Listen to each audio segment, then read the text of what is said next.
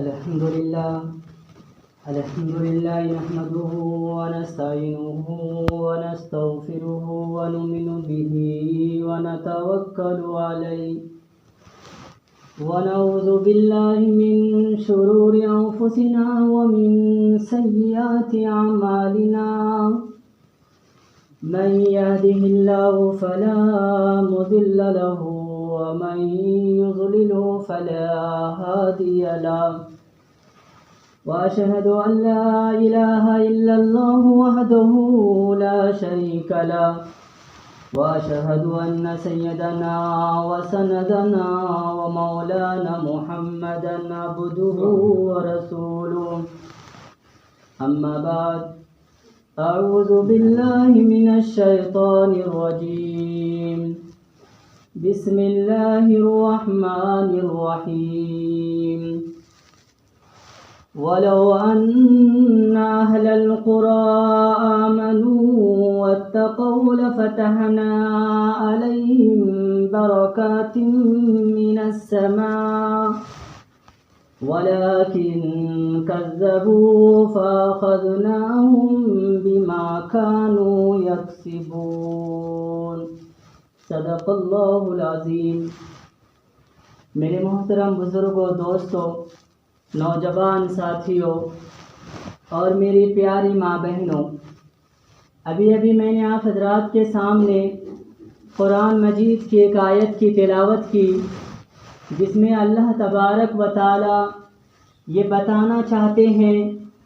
کہ اگر ہم لوگوں کی زندگی میں مشکلات آ جاتی ہے، اگر زندگی میں تکلیفیں آ رہی ہے، اگر رزق میں برکت نہیں ہو رہی ہے اور اسی طرح سے آپ پریشان حال ہے، تو آپ کی زندگی میں کس طرح سے برکت آئے گی، آپ کے رزق میں کس طرح سے برکت آئے گی اور آپ کی زندگی میں کس طرح سے سکون آئے گا، آپ سکون و اطمینان کی زندگی کیسے گزار سکتے ہیں؟ تو اللہ تبارک و تعالی ان آیت میں ان تمام مسئلوں کا حل بتا رہے ہیں۔ اللہ تبارک و تعالی فرماتے ہیں وَلَوْ أَنَّ أَهْلَ الْقُرَىٰ آمَنُوا وَاتَّقَوْا لَفَتَحْنَا عَلَيْهِمْ بَرَكَاتٍ مِّنَ السَّمَاءِ وَالْأَرْضِ کہ اللہ تبارک و تعالی فرماتے ہیں کہ اگر گاؤں کے لوگ ایمان لے آئے، مسلمان ہو جائے، واتقوا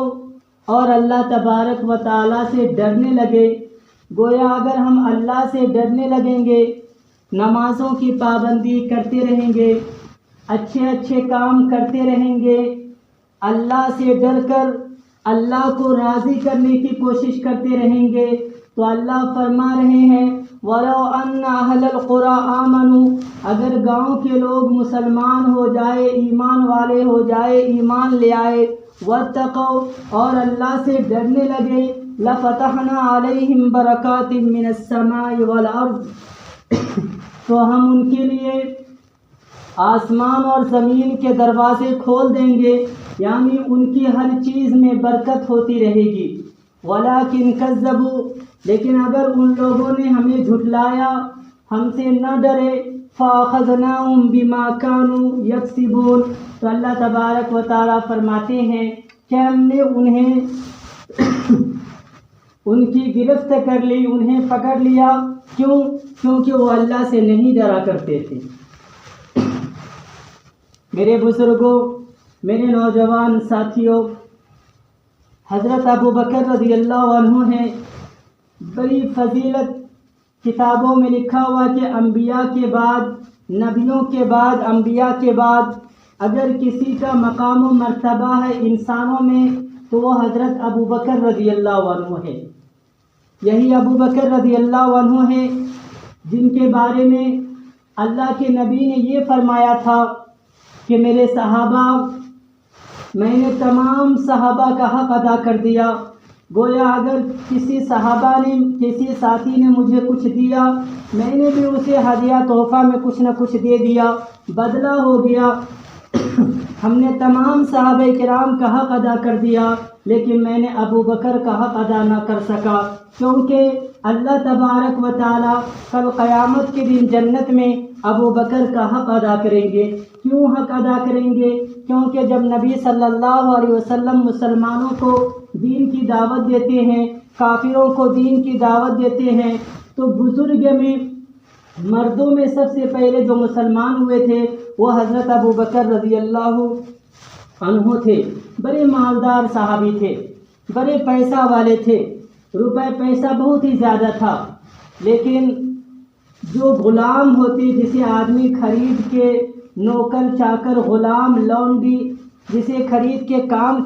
کروایا کرتے ہیں، پہلے زمانے میں لوگوں کو بیچا جایا کرتا تھا، غلام اسے پکڑ کے لایا جاتا تھا اور کسی کے ہاتھ بیچ دیا جاتا تھا۔ اسی میں حضرت بلال حبشی رضی اللہ عنہ بھی تھے، جنہیں خرید کر بیچ دیا گیا تھا۔ وہ غلام تھے، انہیں ستایا جاتا، مارا جاتا صرف اس وجہ سے کہ وہ مسلمان ہے اور ان کی زبان پہ صرف ایک ہی لفظ تھا، احد احد، یعنی اللہ ایک ہے۔ کافر اور مشرک جب اسے مارتے ستاتے، ان کا مقصد یہی تھا کہ تم مذہبی اسلام سے پھر جاؤ، مسلمان کو چھوڑ دو، اپنے مذہب کو چھوڑ دو، پرانے مذہب میں داخل ہو جاؤ، یعنی کافر اور مشرک بن جاؤ۔ لیکن حضرت بلال رضی اللہ عنہ کی زبان پہ صرف احد احد، یعنی اللہ ایک ہے، اللہ ایک ہے کہتے۔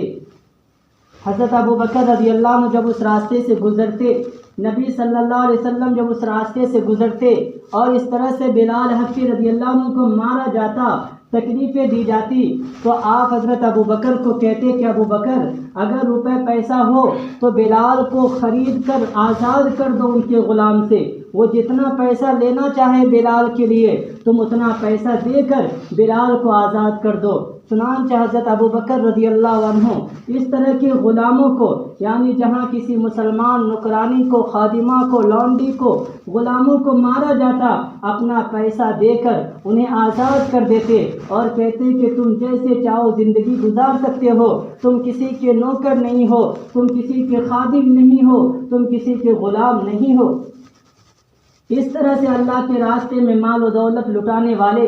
غلاموں کو آزاد کروانے والے، لیکن یہی حضرت ابو بکر رضی اللہ عنہ ہے جن کے بارے میں اللہ کے نبی دنیا ہی میں کہہ دیے تھے کہ ابو بکر تم جنتی ہو، تم جنتی ہو، دنیا میں اسے کہہ رہے تم جنتی ہو، جنت کی بشارت دے رہے ہیں، جنت کی خوشخبری دے رہے ہیں۔ لیکن ابو بکر رضی اللہ عنہ اللہ سے اتنے ڈرنے والے تھے، اگر کسی جنگل میں جاتے، وہاں جھاڑ پیڑ پودا درخت کو دیکھتے تو کہتے کاش میں یہ درخت بن جاتا، کاش میں یہ جھاڑ پیڑ پودا ہوتا، مجھے کاٹ دیا جاتا تاکہ قیامت کے دن مجھ سے حساب ہی نہ کیا جائے۔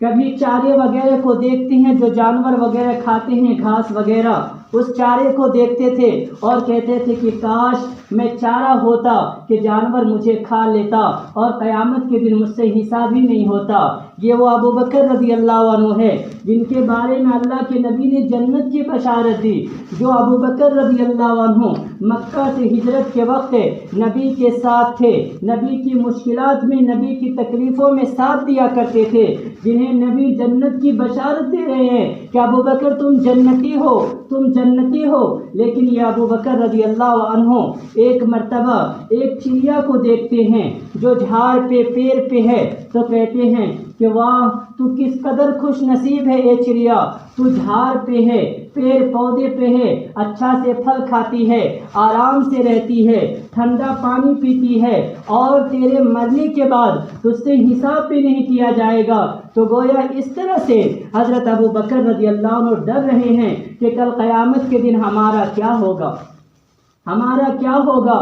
اس لیے اللہ تبارک و تعالی قرآن مجید میں فرماتے ہیں یا ایھا الذین آمنوا اتقوا اللہ حق تقاتہ ولا تموتن الا وانتم مسلمون۔ اے ایمان والو اللہ سے ڈرو۔ کس طرح سے ڈرنا چاہیے؟ حق تقاتہ، جیسا کہ اللہ سے ڈرنے کا حق ہے، ولا تموتن، اور مرنا نہیں مگر مسلمان ہو کے، یعنی اگر ہماری موت آ رہی ہے تو ہم کافر بن کے نہیں مرے بلکہ ہم مسلمان بن کے مرے۔ ہمارا یقین یہی ہونا چاہیے کہ اللہ ایک ہے اور محمد صلی اللہ علیہ وسلم اللہ کے رسول ہیں۔ گویا یہ ہمارا ایمان ہے، ہم مسلمان ہیں، تو گویا ہمیں اللہ سے ڈر کر زندگی گزارنی چاہیے۔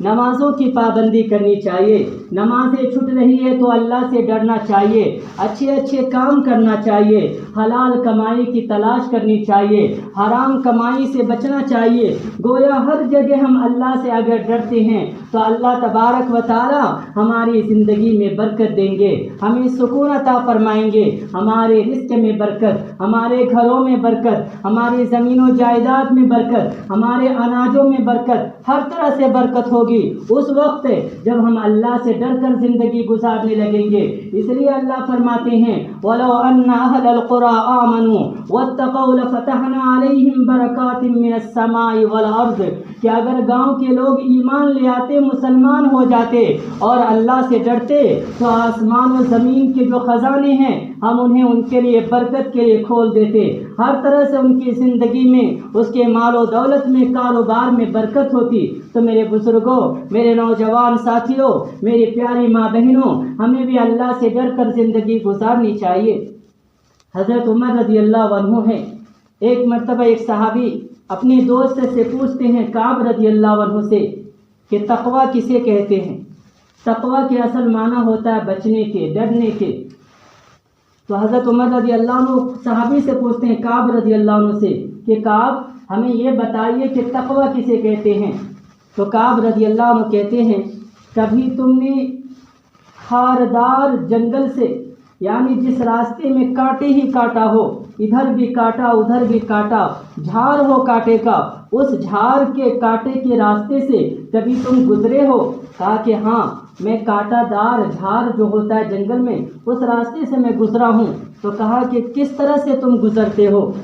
کس طرح سے اس راستے سے تم گزرتے ہو؟ تو حضرت عمر رضی اللہ عنہ کہتے ہیں میں اپنے کپڑے کو سمیٹ کر، بچا کر کپڑے کو، دامن وغیرہ کو، کپڑے کو، اور آہستہ سے نکلتا ہوں اس راستے سے تاکہ وہ کانٹا جو ہے ہمارے کپڑے میں نہ لگے، ہمارے کپڑے کو نہ پھاڑ دے، اس لیے میں بہت بچ کے نکلتا ہوں تاکہ وہ کانٹے دار درخت سے، کانٹے دار جھاڑ سے میں بچ جاؤں۔ تو وہ صحابی کہتے ہیں کہ تقویٰ اسی کا نام ہے کہ انسان اپنی زندگی کو گناہوں سے اور نافرمانیوں سے بچا لے، اپنی زندگی کو گناہوں سے۔ تقویٰ اس لیے اسی کو کہتے ہیں، تقویٰ کا اصل معنی ہوتا ہے بچنے کا، ڈرنے کا۔ تو کس طرح سے بچا جائے، کس طرح سے ڈرا جائے؟ تو وہ صحابی کہتے کہ عمر، جس طرح سے تم کسی کانٹے دار راستے سے گزرتے ہو تو تم یہ سوچتے ہو کہ کس طرح سے ہم یہ کانٹے دار راستے سے بچ کے نکل جائے، ہمارا کپڑے میں کانٹے نہ پھنسے تاکہ ہمارا کپڑا پھٹ نہ پھٹے، تو اس وجہ سے بچ کے نکلتے ہو۔ اسی طرح سے زندگی میں بھی اس طرح سے زندگی گزارو، اس طرح سے اپنی لائف گزارو کہ اپنی زندگی میں گناہوں سے بچ جاؤ، اللہ سے ڈرتے ہوئے زندگی گزارو۔ اگر ہم اللہ سے ڈرتے ہوئے زندگی گزار دیتے ہیں تو پھر یاد رکھیے گا کہ ہماری زندگی میں، ہمارے کاروبار میں، ہمارے کھیتوں میں، ہمارے باغیچوں میں برکت ہی برکت ہوگی اگر ہم اس طرح سے زندگی گزار لیتے ہیں۔ اور اللہ تبارک و تعالیٰ بھی قرآن مجید میں فرماتے ہیں کہ ہم اللہ سے ڈرے، کیسے ڈرنا چاہیے؟ یا ایھا الذین آمنوا اتقوا اللہ حق تقاتہ ولا تموتن الا وانتم مسلمون، کہ ایمان والو اللہ سے ڈرو جیسا کہ اللہ سے ڈرنے کا حق ہے، اور کافر بن کے مت مرو، بلکہ مرنا ہے تو مسلمان بن کے مرو، مسلمان بن کے انتقال ہو جاؤ۔ یہ اللہ تبارک و تعالیٰ کہہ رہے ہیں۔ میرے نوجوان ساتھیوں، میرے بزرگوں، آپ حضرات نے بار بار سنا ہوگا کہ مکے میں کس طرح سے نبی صلی اللہ علیہ وسلم کو پریشان کیا جاتا، نبی صلی اللہ علیہ وسلم کو تکلیفیں دی جاتی، نبی صلی اللہ علیہ وسلم کو ستایا جاتا، نبی صلی اللہ علیہ وسلم کو مارنے اور قتل کرنے کی کوشش کی گئی، وہ ہر طرح سے ناکام ہوتے رہے، اور صحابہ کرام کو مارا جاتا، طرح طرح کی تکلیفیں دی جاتی، پریشان کیا جاتا، ستایا جاتا، یہاں تک کہ صحابہ کرام مجبور ہو کر اپنے گھر کو بھی، اپنے گاؤں کو بھی، اپنی زمین کو بھی، اپنے مال و دولت کو چھوڑ کر مکہ سے مدینہ ہجرت کر جاتے ہیں، مکہ سے مدینہ ہجرت کر جاتے ہیں، اور نبی صلی اللہ علیہ وسلم بھی اپنی جان بچا کر ابو بکر رضی اللہ عنہ کو ساتھ لے کر اللہ کے حکم سے آپ مکہ کو اپنے گاؤں کو چھوڑ کر مدینہ جاتے ہیں، مدینہ میں بس رہے ہیں۔ لیکن پھر بھی یہ کفار مکہ جو مکہ کے لوگ تھے وہ پھر بھی نبی صلی اللہ علیہ وسلم اور صحابہ کرام کو مٹانے کی تدبیریں پھر بھی سوچنے لگتے ہیں۔ پھر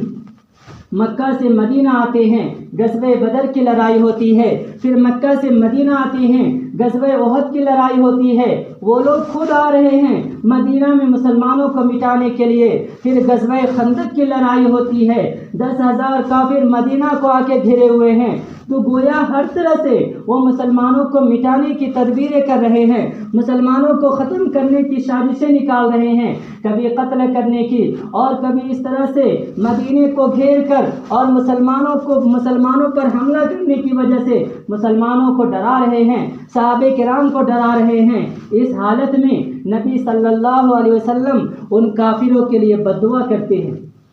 قریش مکہ کے لیے بد دعا کرتے ہیں۔ اور وہ بد دعا کیا تھا؟ وہ بد دعا یہی تھا کہ اللہ کے نبی دعا کرتے ہیں، مدینہ میں ہیں، کہتے ہیں کہ اے اللہ مکہ والے پر قحط دے۔ کیسا قحط دے؟ جس طرح سے یوسف علیہ السلام کے زمانے میں قحط آیا تھا، اے اللہ اسی طرح سے مکہ کے لوگوں کو، قریش مکہ کو، کافروں کو قحط دے دے۔ یعنی قحط کا وقت، قحط اسے کہتے ہیں کہ بارش کا آنا بند ہو جائے۔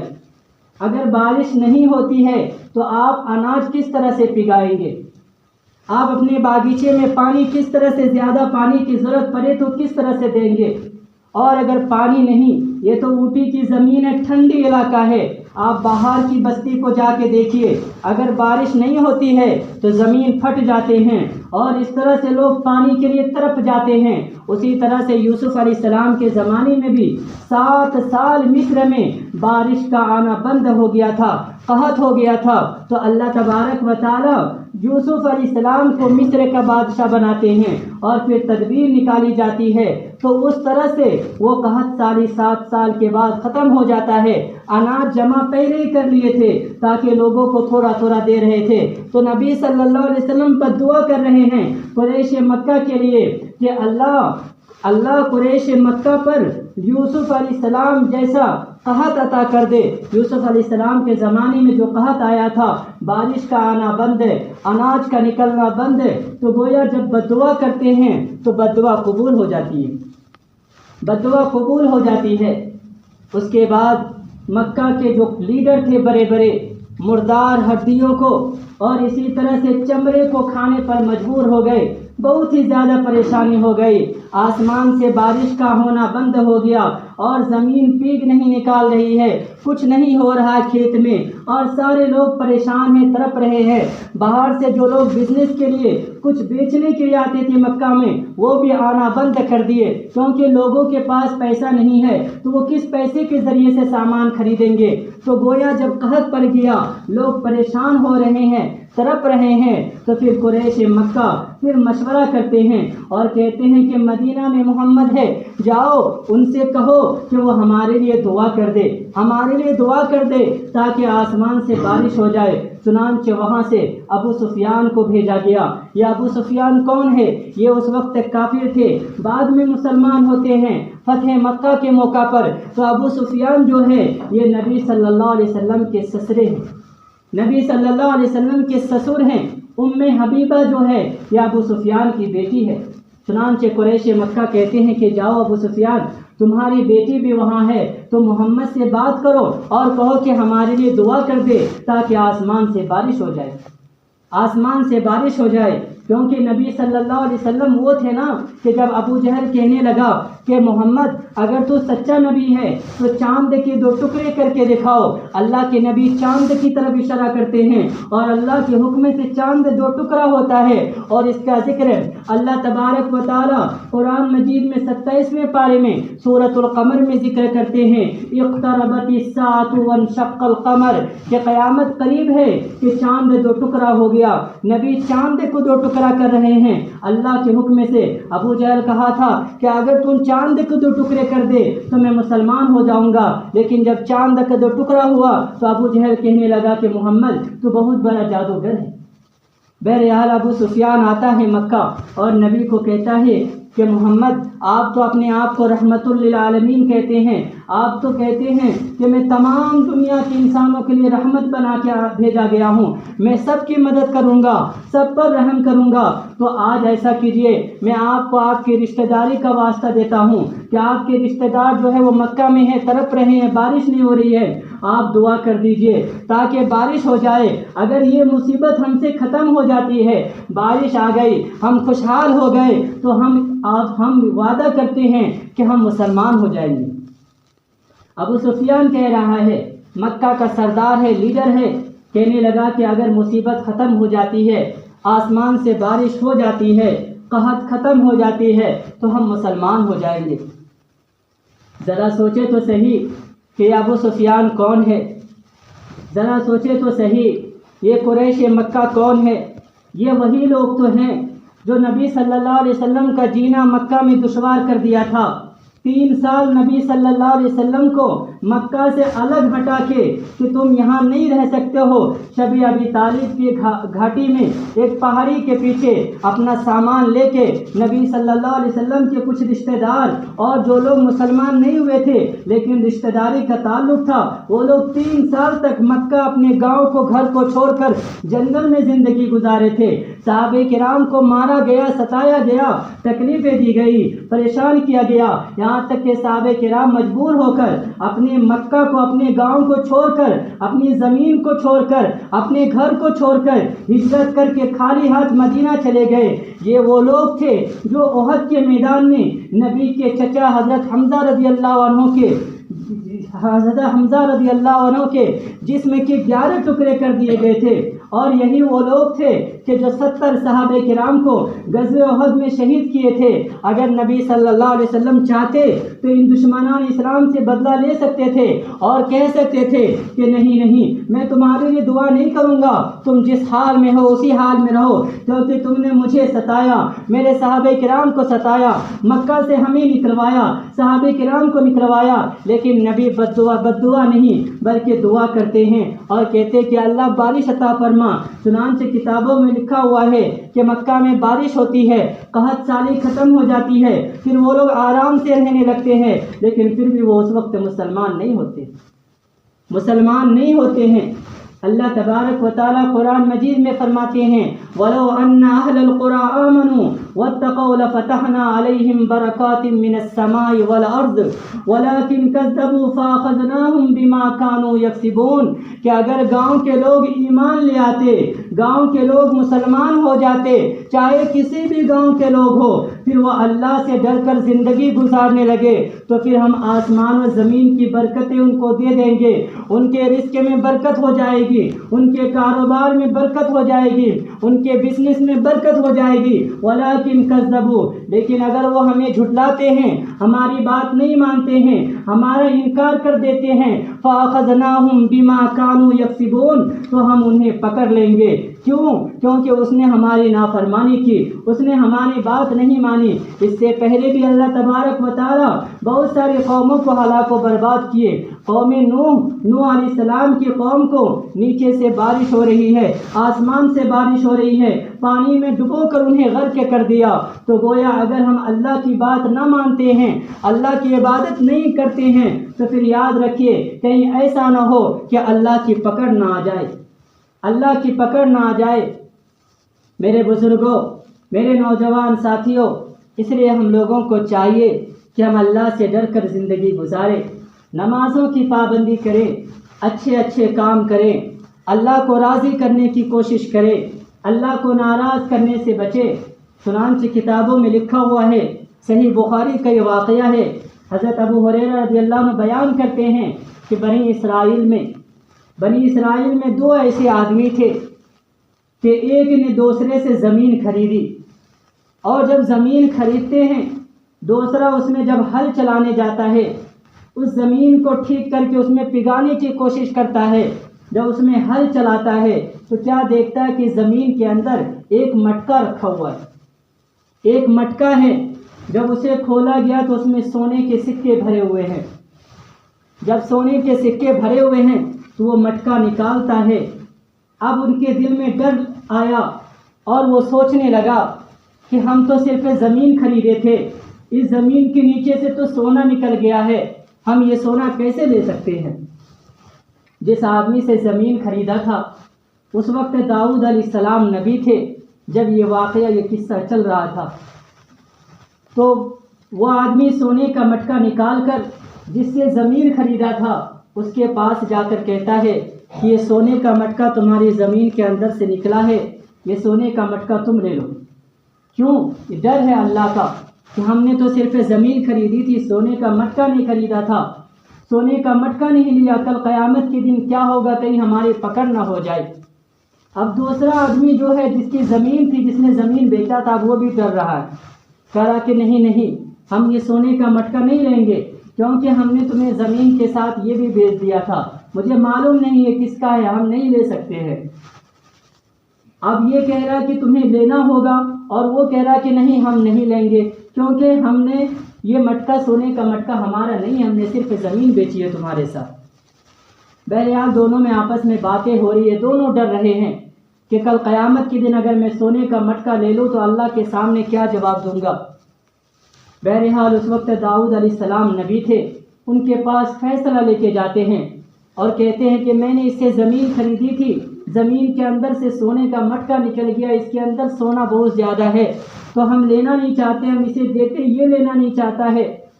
تو حضرت داؤد علیہ السلام کہتے ہیں کہ کیا تم لوگ دونوں میں سے کوئی اولاد ہے تمہارے؟ تو ایک کہتا کہ ہاں ہمارے یہاں بیٹا ہے، ایک کہتا ہاں ہمارے یہاں ایک بیٹی ہے۔ تو کہتے دونوں کا نکاح کر دو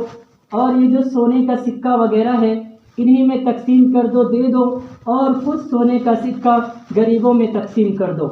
تو ذرا سوچے تو صحیح کس طرح سے ان کے اندر اللہ کا ڈر تھا، کس طرح سے وہ اللہ سے ڈرتے تھے۔ اس لیے اللہ تبارک و تعالیٰ قرآن مجید میں فرماتے ہیں یا ایھا الذین آمنوا اتقوا اللہ حق تقاتہ ولا تموتن الا وانتم مسلمون، کہ ایمان والو اللہ سے ڈرو جیسا کہ اللہ سے ڈرنے کا حق ہے، جس طرح سے اللہ سے ڈرنے کا حق ہے، جس طرح سے اللہ سے ڈرے اس طرح سے ڈرنا چاہیے۔ ولا تموتن، اور مت مرنا مگر مسلمان ہو کے، مرو گے میرے پاس آؤ گے تو مسلمان ہی ہو کر آؤ۔ یہ عقیدہ ہونا چاہیے کہ اللہ ایک ہے اور محمد صلی اللہ علیہ وسلم اللہ کے رسول ہے، یہ ہمارا عقیدہ ہے۔ اگر ہم اس عقیدے کے ساتھ مرتے ہیں تو گویا ہم مسلمان ہو کے مر رہے ہیں، ہم مسلمان ہو کر مر رہے ہیں۔ میرے بزرگوں، میرے نوجوان ساتھیوں، اگر آج کل کے ماحول کو دیکھا جاتا ہے، ذرا سوچے اگر میں آپ سے زمین خرید لوں، اس میں سونے کا مٹکا نکل آئے تو پھر کیا کروں گا؟ وہ سونے کا مٹکا یا تو میں چپکے سے آہستہ سے، دن میں بھی نہیں بلکہ رات میں اٹھا کے اپنے گھر میں لے کے آ جاؤں گا اور معلوم ہی نہیں ہونے دوں گا کہ سونے کا مٹکا زمین سے نکلی۔ اسی طرح سے اگر آپ کو معلوم ہو گیا کہ سونے کا مٹکا زمین سے نکلی ہے تو آپ کیا کریں گے؟ آپ بھی ہو سکے ایسا کر سکتے ہیں کہ بھائی سونے کا مٹکا نکلا ہے وہ مجھے دے دو، میرا ہی ہے، میں نے زمین کے اندر دفن کیا تھا۔ پھر کہیں گے نہیں آپ مجھے زمین بھی بیچنی نہیں ہے، ہو سکتا نہ جانے کہاں کہاں سونے کا مٹکا ہو۔